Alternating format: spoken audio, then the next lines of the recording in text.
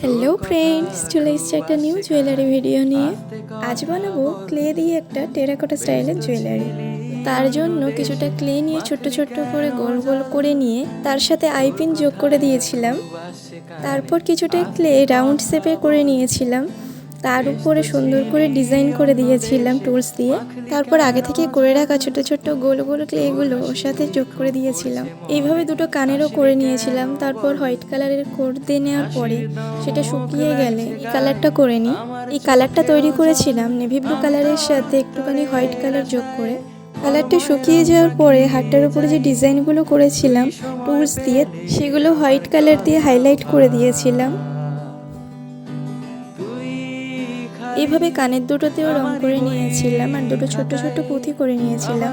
তারপরে ব্ল্যাক কালারের ট্রাসেল নিয়ে এগুলো আটকে দিয়েছিলাম। তো দেখো তৈরি হয়ে গেছে জুয়েলারিটি। ভালো লাগলে লাইক, কমেন্ট অ্যান্ড শেয়ার করে দিও।